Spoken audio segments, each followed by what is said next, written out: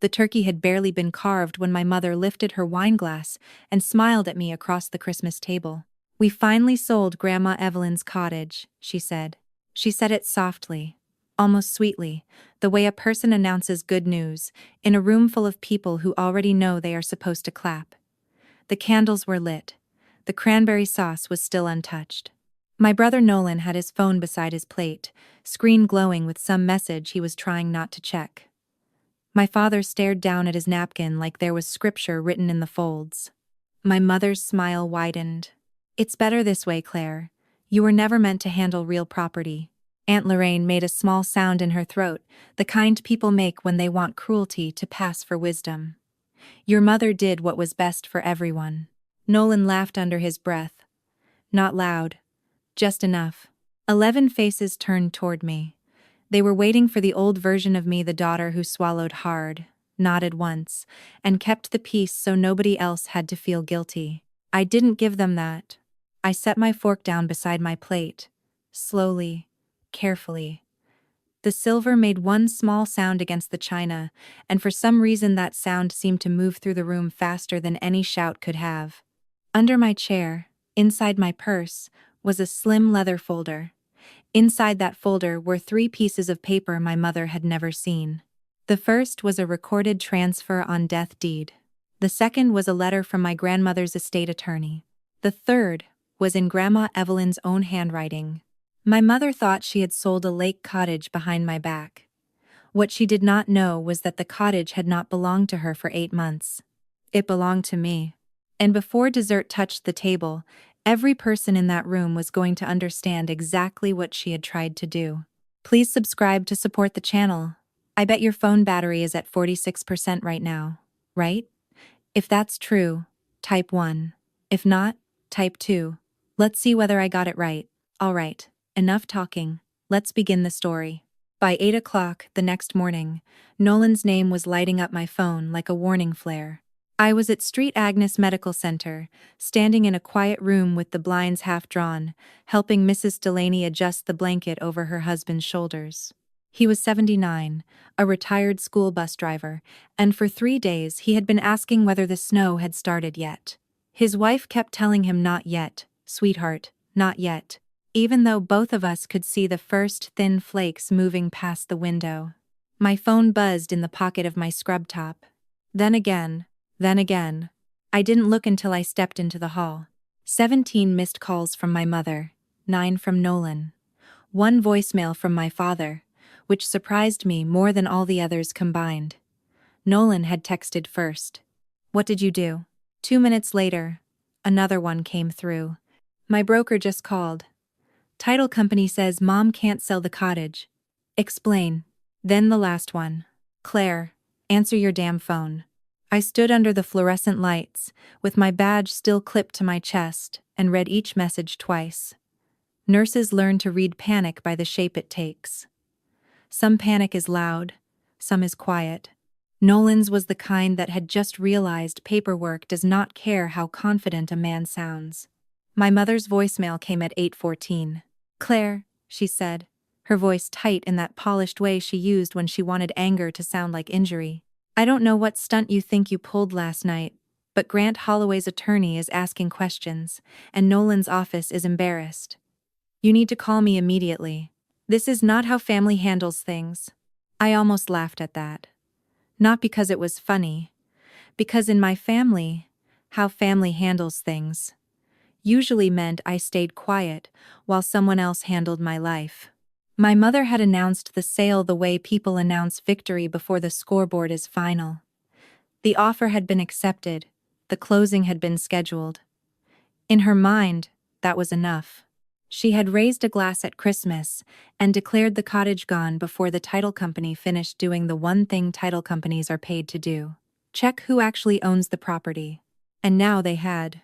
I did not play my father's voicemail yet. Something about seeing his name there made me more afraid than all of Nolan's messages. My father did not call unless my mother told him to, or unless silence had finally become too heavy for him to carry alone. So I slid the phone back into my pocket and went to check Mr. Delaney's morphine pump. For years, family meant I answered. Family meant I drove through sleet after 12-hour shifts. Family meant I picked up prescriptions, changed sheets, filled pill organizers, sat in emergency rooms, and then stepped aside when people with cleaner hands discussed what everything was worth. But that morning, family could wait. By noon, Tessa found me in the break room staring at a vending machine coffee I had not touched. She leaned against the counter, arms folded. "Is this about your mother?" she asked. I looked at her. Which part gave it away? The fact that your phone keeps vibrating like it owes somebody money. I told her only the small version. The title company had found the recorded deed. Grant Holloway, the buyer Nolan had been bragging about, had paused the closing. Nolan's broker wanted every document reviewed. My mother had called Judith Kline's office and been told, very politely, that she had no authority over the property. Tessa let out a low whistle. "So the house was already yours?" "Yes. And they tried to sell it anyway. They tried to sell it loudly." That was the part that stayed with me. Not just the lie itself, but the ease of it. The way my mother wore certainty, like jewelry. The way Nolan had laughed. The way everyone at that table had treated my silence as proof that I had no power. Tessa touched the lid of my coffee cup. "You okay?" I thought about the dining room, my mother's smile, Nolan's phone beside his plate. My father's eyes shut like a man, hoping silence could turn into innocence. "No," I said. "But I'm steady." That was the truth. I was not healed. I was not triumphant. I was a hospice nurse with 2 patients declining before New Year's, and a family finally discovering that I had learned how to let a phone ring. But the truth about that cottage did not begin at Christmas. It began in March, in a room that smelled like mint tea and oxygen tubing, when my grandmother Evelyn still had enough strength to hold my hand and tell me where to look when everyone else started counting. March in Vermont has a way of looking finished with winter without actually letting go of it. Dirty snow sat in hard ridges along the shoulders of the road. The afternoon I drove to North Hero after my shift. The lake was gray under the low sky, not frozen solid anymore, but not alive either. Wind moved across it in long, flat sheets. I remember the sound my tires made on the gravel drive. I remember sitting in the car for one extra breath because I could see the lamp on in the front window, and part of me already understood the house was waiting differently. Grandma Evelyn had been moved downstairs 2 weeks earlier because the stairs had become too much. Her bed sat near the wide window facing the water, tucked under the blue quilt she said was too ugly to die under but too warm to throw away. The room smelled like lemon soap, warm dust from the baseboard heater, and the faint plastic scent of medical tubing. She was awake when I came in. "You're late," she said. I checked my watch. "I'm early. For a nurse," she said. "Late for a granddaughter." That was Evelyn. Even at 83, even with her bones showing too sharply under her skin, she could still make a sentence land exactly where she wanted it. I washed my hands, checked the chart the visiting nurse had left, counted the pills, wrote the time on the notepad beside her bed, and adjusted the blanket around her feet. Her ankles were cold. They were always cold those last weeks. She watched me do it all. "You always come after work," she said. "That's when you need me." "No." Her fingers closed around my wrist, weak, but certain. "That's when everyone else has an excuse." I looked down because I did not trust my face. For 5 years, I had been the one who came when the furnace quit, when her prescription changed, when the snowplow buried the mailbox, when she woke at 2 in the morning afraid she would not make it to sunrise. My mother sent flowers on Mother's Day. Nolan called on birthdays if someone reminded him. When my mother did come, she stood at the kitchen window and asked whether lakefront taxes had gone up again. She never asked which side Grandma slept on when her hip hurt. Grandma turned her head toward the old hallway closet. "Under the stairs," she said. "There's an old lesson plan box, 4th grade. Inside it, a blue folder. Do you need something from it? When they start talking like the cottage is already theirs, open it." I went still. "Who is they?" Her mouth tightened, not quite a smile. "The people who visit a dying woman and ask about lake frontage." Outside, the wind pushed against the window. Inside, the oxygen machine gave its soft, steady sigh. I wanted to ask more. I should have asked more. But then she began to cough, and just like that, I stopped being the granddaughter who needed answers. I became the nurse who knew what to do. I lifted her, held the straw to her lips, and rubbed her back until the spell passed. When she settled, her eyes were wet but clear. "This house does not go to the loudest person," she whispered.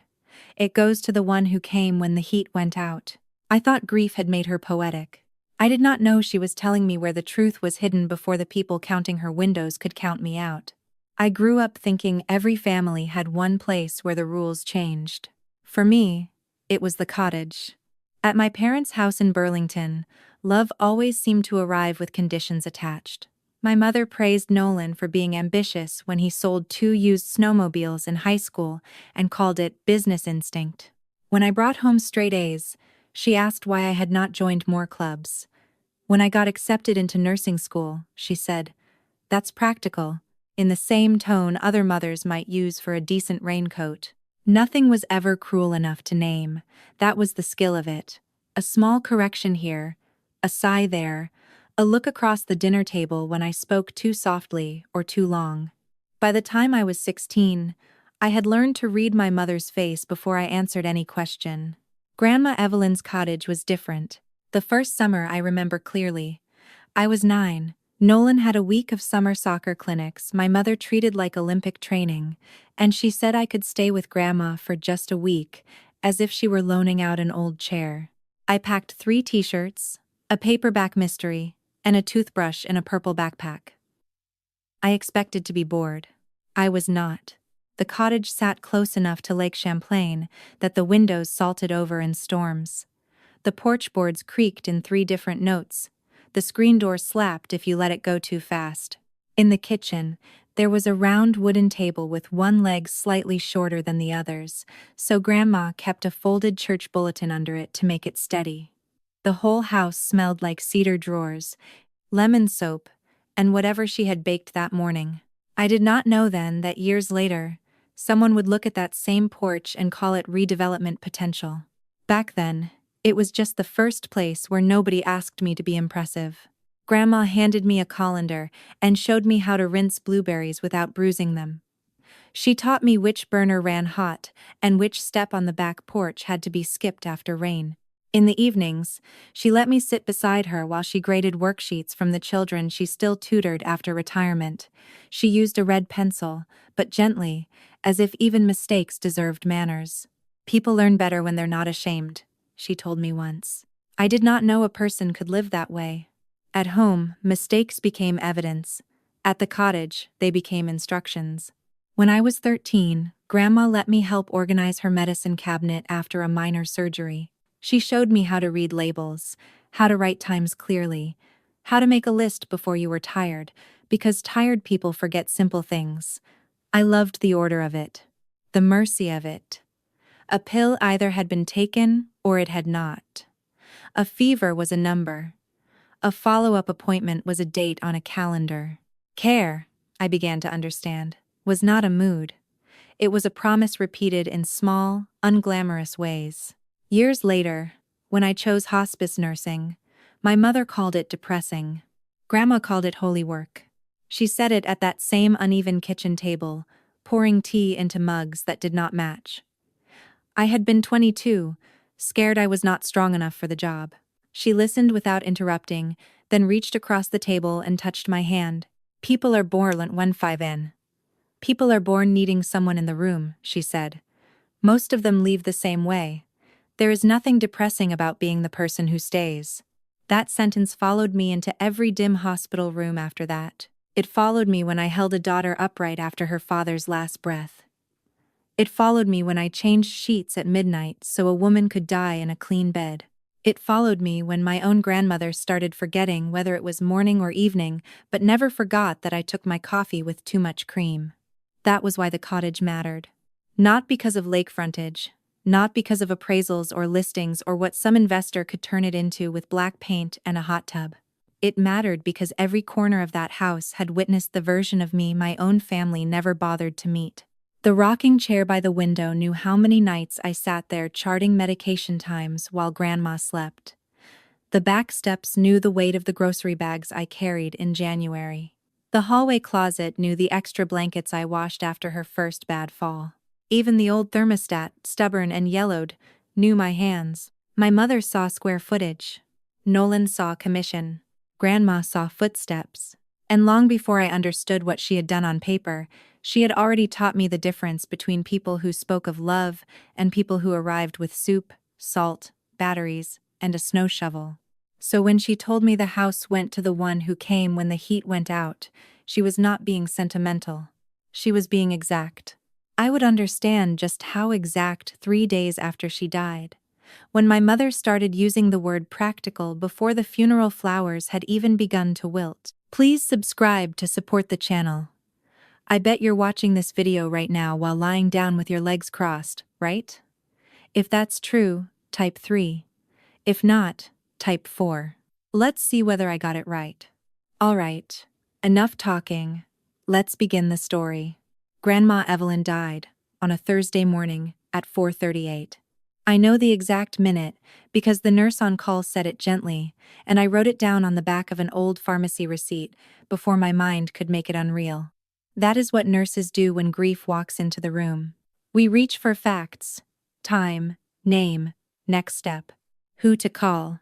For a few minutes, I hated that about myself. I drove to North Hero before sunrise.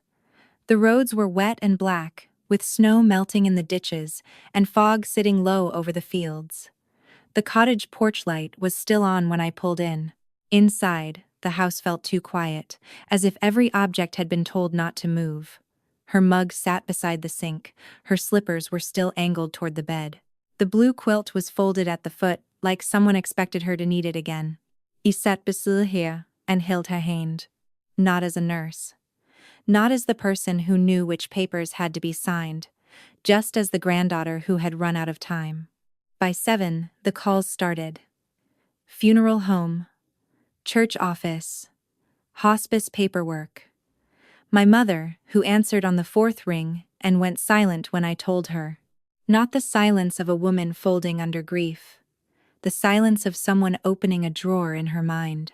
Then she sighed and said, "Well, we'll have to be practical now." There it was. Practical. The word landed in my ear before the sun had fully come up. I planned the funeral because someone had to. The funeral was that Saturday, under a low white sky. I chose the hymns Grandma liked, the ones she used to hum while washing dishes. I found the photo for the program, not the stiff portrait my mother wanted, but the one from her 78th birthday where she was laughing with flour on her sweater. I called the florist. I wrote the obituary. I drove to the church twice because the first stack of programs had her middle name misspelled.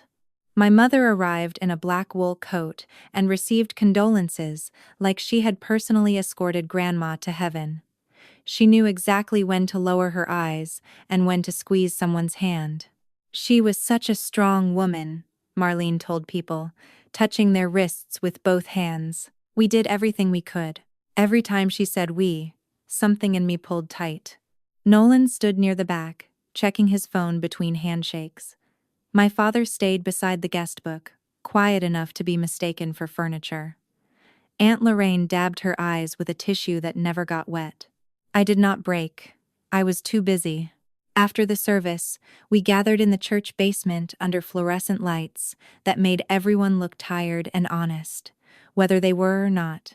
There were ham sandwiches on paper plates, store-bought cookies, weak coffee in silver urns. People told stories about Grandma teaching their children to read, about the time she shoveled Mr. Bell's walkway after his hip surgery, about the way she remembered every birthday in the county. For a little while, she was in the room again. Then, I heard my mother's voice near the coat rack. "Grant wants an answer before spring listings get crowded." I stopped with a coffee cup halfway to my mouth. Nolan answered, low but not low enough. "Then we move fast. Lakefront inventory is tight. If we price it under appraisal, we'll have multiple offers before Easter." Multiple offers. Before Easter. Grandma had been buried less than 2 hours. My mother said, Claire will get emotional. Nolan gave a small laugh. Claire gets emotional over everything. No, my mother said. She gets attached. There's a difference. We just need to keep this clean. Clean. That was what they called it when they wanted to erase fingerprints.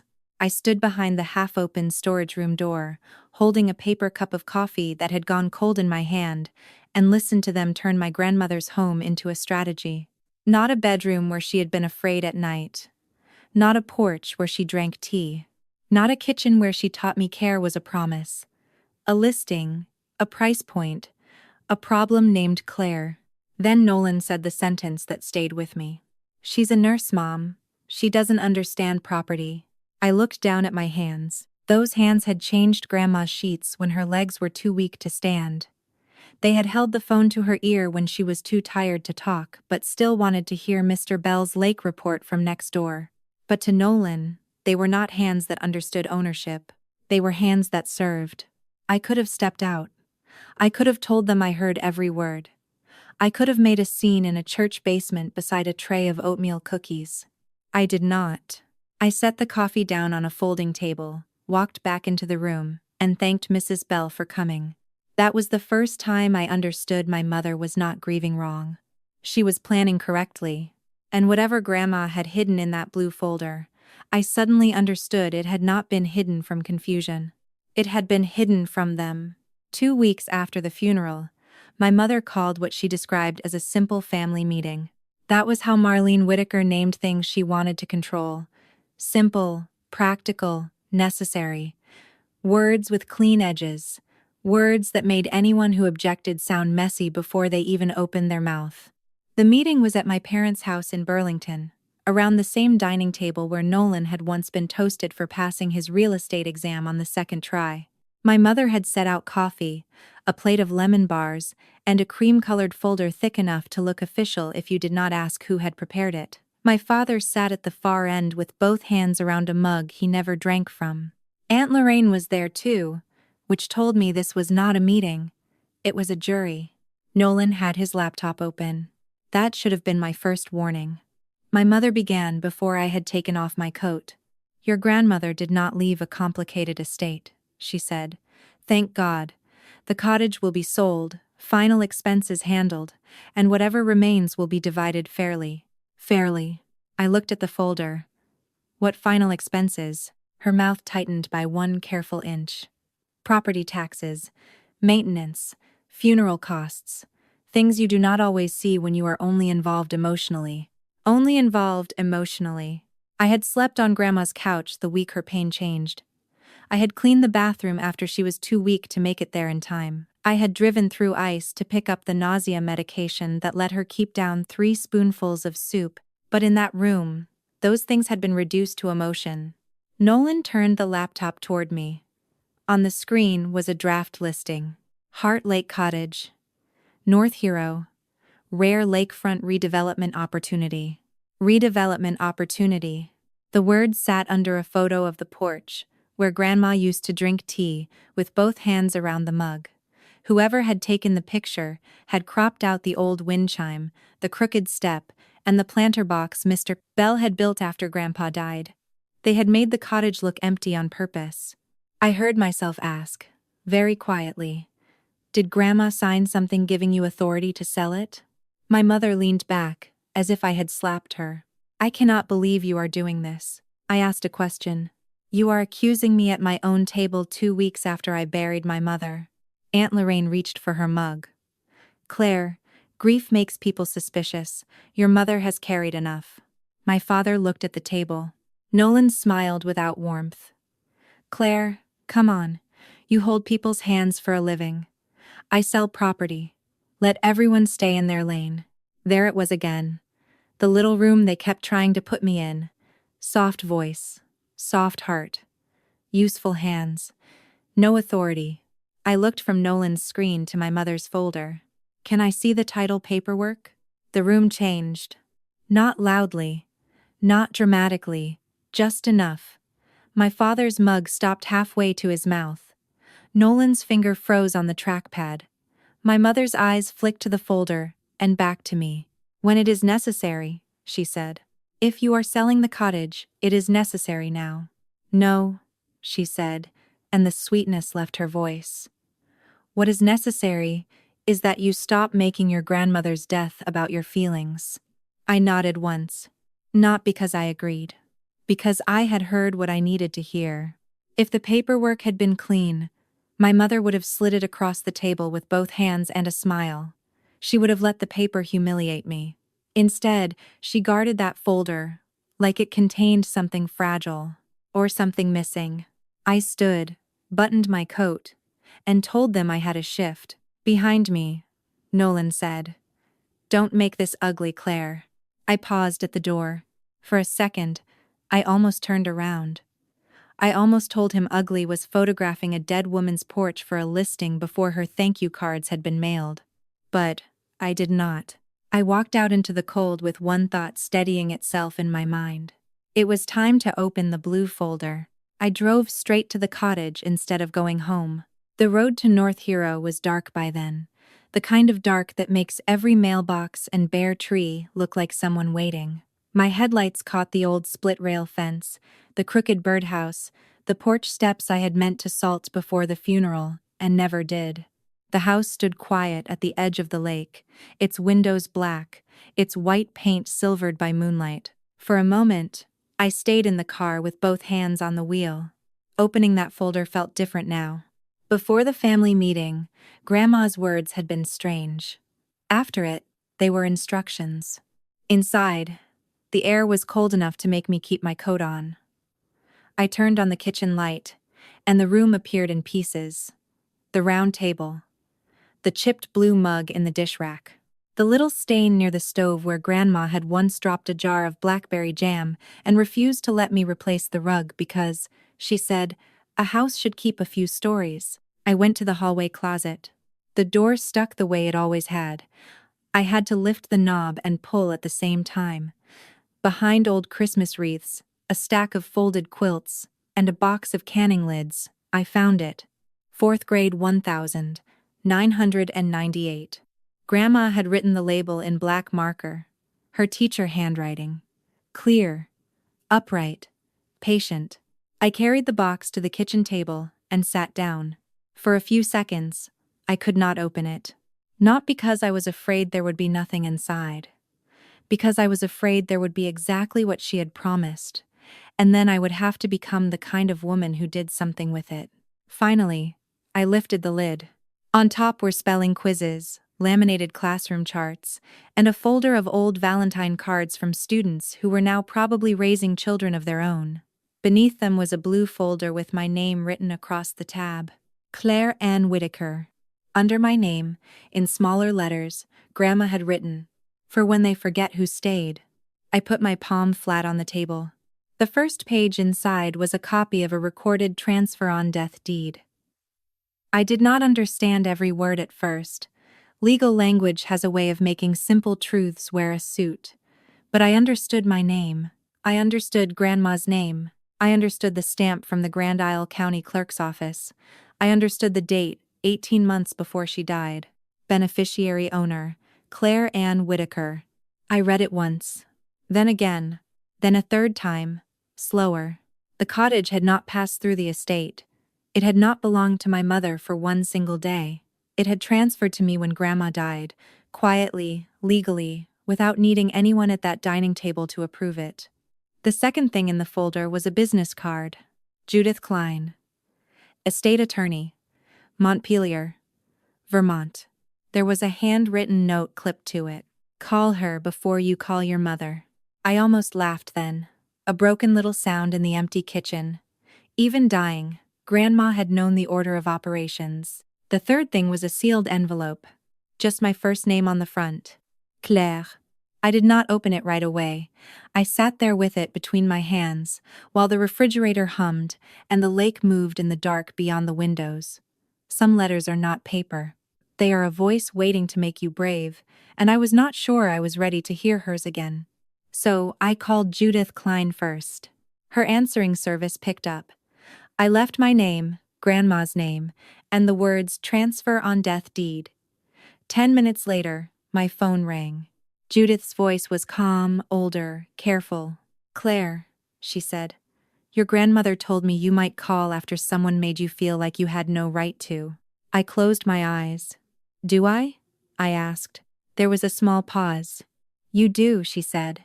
"The cottage is yours." Judith did not tell me to confront my mother. That was the first thing I noticed. She did not feed my anger. She did not say what Marlene had done was outrageous, even though I could hear in her silence that she thought it was. Good attorneys do not hand you gasoline just because someone else lit the match. They hand you a plan. "Do not argue with her on the phone," Judith said. "Do not sign anything. Do not send emotional texts. If they ask you to come to another meeting, tell them you are reviewing documents." I wrote every word on the back of one of Grandma's old spelling quizzes. Judith explained it plainly. The transfer on death deed had been signed, notarized, and recorded 18 months before Grandma died. The cottage passed outside probate. My mother could not sell it. Nolan could not list it. Any buyer would discover the problem the second a title search was done. "But," Judith said, "people who feel entitled to property often move faster than people who actually own it. Let them put their claims in writing." So I did. I let them talk. I let them email. I let them mistake my silence for weakness, because that had always been their favorite mistake. 3 days after I found the folder, Nolan sent the first listing draft to the family group chat. "Going live soon. Mom wants everyone aligned." The photos looked too clean, too bright. The cottage had been photographed from angles that erased every human thing about it. No quilt. No wind chime. No row of mugs above the sink.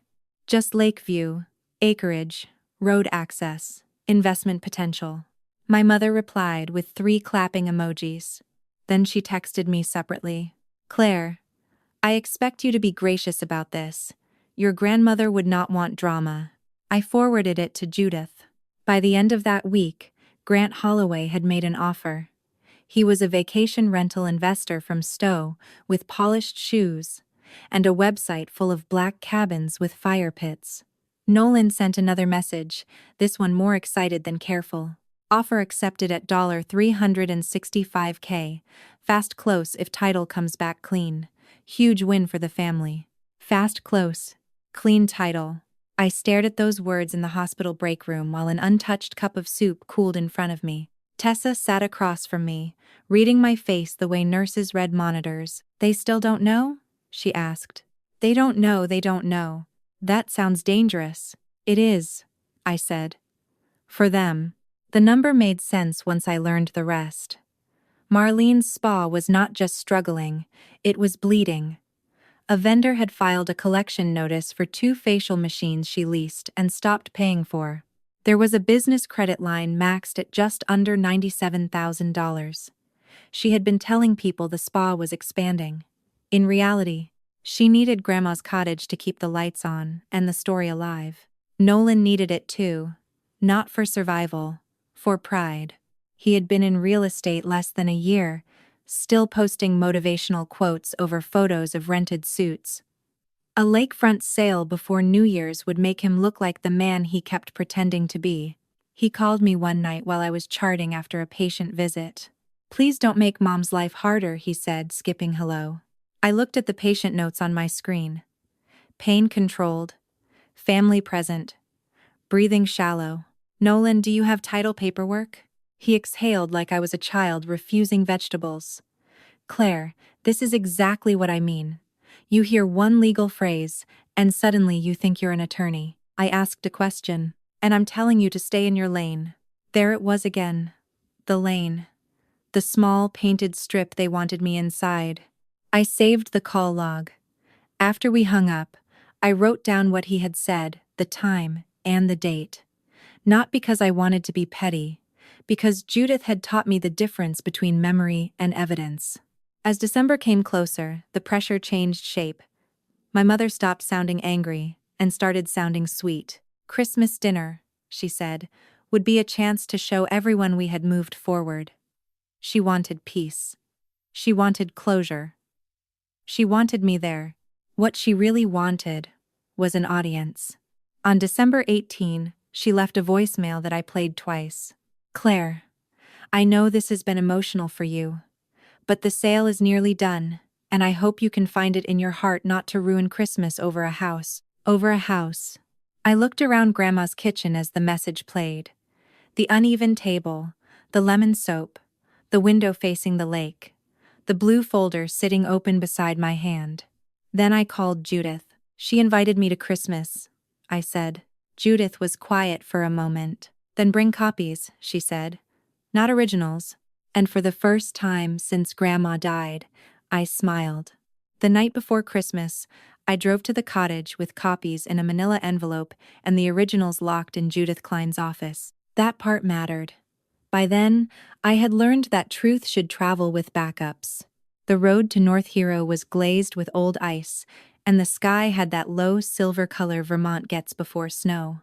The cottage was dark when I arrived, except for the porch light Mr. Bell had replaced without asking after the funeral. He had left a note taped to the door in his square, careful handwriting. Bulb was bad. Fixed it. Your grandma would have complained about the dark. I stood there longer than I meant to, reading that note in the cold. Inside, the house held the stillness of winter. I turned on the kitchen lamp, set the envelope on Grandma's uneven table, and took out the 3 pages I would bring to dinner. The first was the recorded transfer on death deed, stamped and dated, with my name printed in the place my mother had tried to erase. The second was Judith's letter, formal and clean, explaining that the cottage had passed outside probate and that Marlene Whitaker had no legal authority to sell, list, promise, transfer, or otherwise dispose of the property. The third was Grandma's letter. I had finally opened it 2 nights after speaking with Judith. Not at the hospital. Not in my apartment. Here, at this table, with my hands wrapped around a mug of tea I never drank. Her handwriting filled 1 page. No wasted words. That was Evelyn. She wrote that she knew my mother would call greed responsibility. She knew Nolan would dress ambition up as expertise. She knew my father would look away until looking away became his part in it. Then she wrote the line I had read so many times the paper already felt softer along the fold. A house remembers footsteps, Claire. Mine remembers yours. I placed that letter beneath the deed and Judith's statement. Not first. Lost. Because the deed would prove ownership, Judith's letter would prove authority. But Grandma's letter would prove the thing they had spent years pretending did not matter. Presence. I sat in the chair by the window and practiced the only question I planned to ask. Who signed the deed? That was all. Not, how could you? Not, you lied. Not, I know what you did. Just one question with a clean edge. Because a lie can survive anger. It can feed on it. It can point at your shaking hands and say, see? This is why we did not tell her. But a lie has a harder time surviving a document. Near 9, headlights swept across the kitchen wall. I looked up as Mr. Bell's old truck eased into the drive. He came to the back door carrying a tin of cookies wrapped in foil. Figured you might forget to eat, he said. I smiled. You sound like her. That woman trained half the county. He noticed the papers on the table but did not ask. That was the kindness of older people who have seen enough family trouble to know when silence is a chair they can offer. At the door, before he left, he looked back at me. Don't let them make you loud, Claire. Folks like that know how to use loud against you. After he was gone, I packed the copies into a slim leather folder and put it in my purse beside the cranberry sauce I had promised to bring. Then I turned off the kitchen light and stood in the dark for one breath, facing the lake I could not see. Tomorrow, my mother would set her table like a stage. This time, I was bringing the script. Christmas Day came bright and cold, the kind of cold that makes the snow along the curb shine hard as glass, and every house on the block look more cheerful than the people inside it. I drove to my parents' place in Burlington with the cranberry sauce on the passenger seat and the leather folder tucked inside my purse. I did not rehearse on the way. I had done all the rehearsing I could do in Grandma's kitchen the night before. My mother's house was lit from every window. That was Marlene's gift. She could make a room look warm even when nobody in it knew how to be gentle. Red ribbon on the banister, Pine garland over the doorway. Good china set out like proof. Candles burning in the dining room, throwing soft gold over plates that had heard more lies than prayers. She opened the door before I knocked. "Claire," she said, and pulled me into a hug staged for the hallway behind her. "There you are. Merry Christmas." Her perfume was sharp and expensive. Her arms barely touched my back. I handed her the cranberry sauce. "I brought this." "How thoughtful," she said, in the voice she used when thoughtful meant unnecessary. Nolan was already in the dining room, wearing a dark green sweater and checking his phone under the edge of the table. He looked up just long enough to smile. "Hey Claire, big day." I let that pass. Aunt Lorraine kissed my cheek and whispered, "Let's keep today peaceful, sweetheart." My father stood near the sideboard with a glass of water in his hand. He looked at me once, then away, as if eye contact might require testimony. I sat where my mother told me to sit, on her right side, the place of honor, the place of display. Dinner moved the way these dinners always did. Rolls passed, wine poured.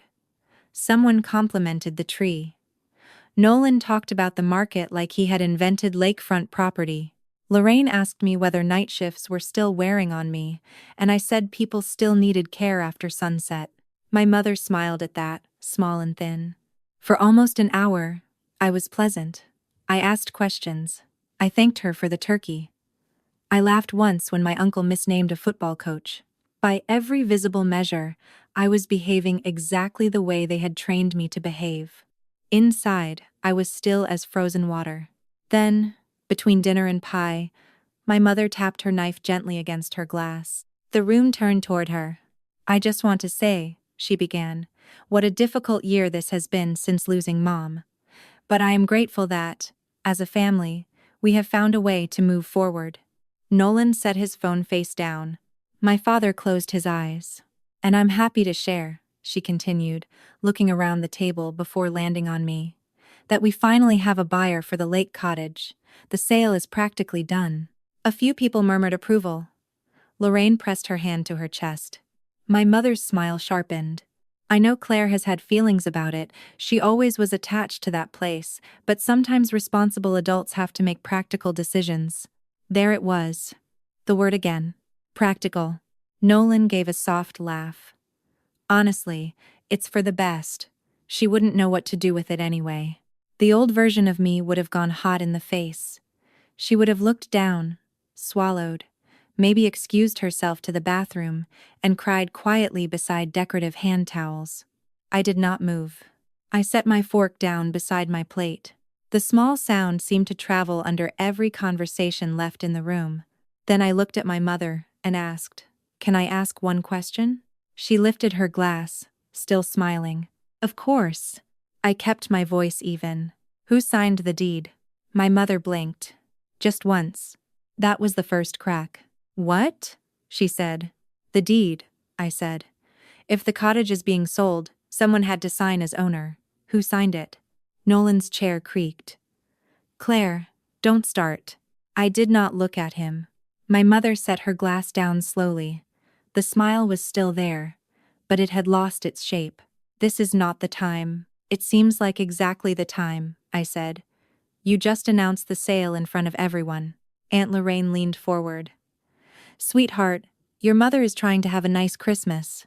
"No," I said, still calm.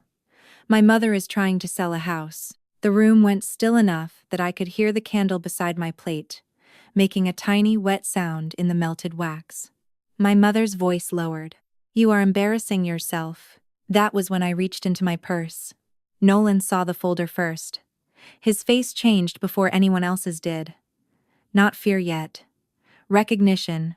Realtors know leather folders. They know closing packets, title commitments, signatures, stamps. They know paper can walk into a room and become more powerful than whoever has been talking. I placed the folder on the table beside the cranberry dish and opened it. "This," I said, taking out the first page, "is the recorded transfer on death deed Grandma Evelyn signed 18 months before she died." I turned it so my mother could read it. "It names me as beneficiary owner of the cottage." Marlene looked down. Her eyes moved across the page too fast, then stopped where my name was printed. Claire Ann Whitaker. For a second, no one breathed. Then she said, "I don't understand." "You do," I said. "You just don't like it." I took out the second page. "This is a letter from Judith Kline, Grandma's estate attorney. It confirms the cottage passed outside probate. It was never part of the estate you claimed to control. You had no authority to sell it, list it, promise it, or represent it as yours." Nolan stood halfway. "That can't be right." I finally looked at him. "You're a realtor, Nolan. You know exactly how recorded deeds work." His mouth shut. My father had gone pale. His eyes were fixed on the paper as if it might accuse him next. Then I took out the last page. Grandma's letter. I held it for a moment longer than the others, because this one was not just proof. It was her voice. It was her hand reaching across the room one final time and touching the shoulder of the granddaughter everyone had expected to stay quiet. I read only the part that mattered. "If they tell you the cottage belongs to everyone, ask who came when the furnace quit. Ask who learned my pills. Ask who sat with me when I was afraid to sleep. A house remembers footsteps, Claire. Mine remembers yours." No one moved. Not Lorraine, not Nolan, not my father, not even my mother. The dining room had become so quiet I could hear the refrigerator humming in the kitchen and the soft tick of sleet beginning against the window. My mother's face had gone white under her makeup. "You hid this from me," she whispered. I put one hand flat on Grandma's letter. "No," I said. "Grandma protected it from you." Her mouth opened, but nothing came out. "So I finished it for her." "You didn't sell Grandma's house behind my back, Mom. You tried to sell my house in front of witnesses." For 1 second, nobody seemed to understand the sentence. Then it landed. Nolan sat down slowly, as if his knees had received the news before the rest of him. Aunt Lorraine's hand hovered over her wineglass and stayed there. My father covered his mouth with 2 fingers. Not dramatically, just enough to hide whatever guilt had finally reached his face. My mother found her voice first. "That deed can't be valid," she said. But she did not sound certain anymore. "It is," I said. "Judith has the originals. Grant Holloway's attorney has already been notified. So has the title company." Nolan looked at me then, really looked at me, maybe for the first time all year. "You contacted the buyer?" "No," I said. "The title company did its job." That was the part none of them could argue with. I had not sabotaged a sale. I had not ruined Christmas. I had not made a scene out of nothing. I had let the paper speak, and the paper had spoken in a language louder than my mother's performance. The rest came quickly after that. Grant Holloway walked away before New Year's. Nolan's broker opened a review into why he had marketed property without confirming authority to sell. He did not lose his license, but for 6 months, no one in his office let him touch anything more complicated than rental paperwork. My mother's spa did not collapse all at once. Things like that rarely do. First, one facial machine disappeared from the treatment room. Then the second. Then the sign in the window changed from expanded holiday hours to by appointment only. She told people the market had shifted. Small towns are polite, but they are not stupid. My father came to the cottage in February. He stood on the porch with his wool cap in both hands, looking older than 61. "I should have asked more questions," he said. I waited. He looked past me into the house, at the table, the chair by the window, the hallway where Grandma's coats still hung. "I knew your mother was rushing," he said. "I knew something felt wrong." There it was. Not enough, but true. "You should have asked when Grandma was alive," I said. He nodded like the words cost him something. Maybe they did. I did not invite him in that day. I also did not close the door. That was as much mercy as I had. In spring, I fixed the porch step. Mr. Bell helped me replace 2 boards on the dock. Tessa came one Saturday with curtains and a casserole because nurses show love in forms that reheat well. I kept Grandma's rocking chair by the window and the uneven kitchen table exactly where it had always been. I did not turn the cottage into a shrine. I made it useful. By June, The small back room became a weekend respite room for hospice families who needed a quiet place near the water, before or after goodbye. Nothing fancy. Clean sheets, tea in the cabinet, a lamp that did not flicker, a window facing the lake. That felt like grandma. Not revenge. Continuation. Here's what I learned in that house. Care without boundaries becomes a place greedy. People learn to stand. Love does not require you to hand over the deed. Peace does not mean staying silent while someone sells what was protected for you. My mother thought she could rewrite the story at a Christmas table. But houses remember. Paper remembers. And so do the people who stayed. What Claire's story reminds us is that family is not proven by who speaks the loudest at the table. It is proven by who shows up when there is no audience. It is easy to say we love someone when the room is warm, the plates are full, and everyone is watching. It is much harder to come after a long shift, bring groceries in the snow, read the medicine label twice, sit beside a bed at 2 in the morning, and do the quiet work no one applauds. But that is where love becomes real. Not in speeches, not in claims, not in who can make themselves look responsible after the fact. Love lives in the repeated act of staying. This story also teaches us something painful about boundaries.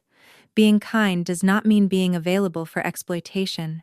Being the reliable one does not mean surrendering your voice. Sometimes, the person who keeps the peace is not peaceful at all. They are just tired of being punished for telling the truth. And sometimes healing begins the moment we stop confusing silence with goodness. Claire did not win because she screamed louder than her mother. She won because she stayed steady. She honored her grandmother, protected what had been entrusted to her, and allowed the truth to stand on its own.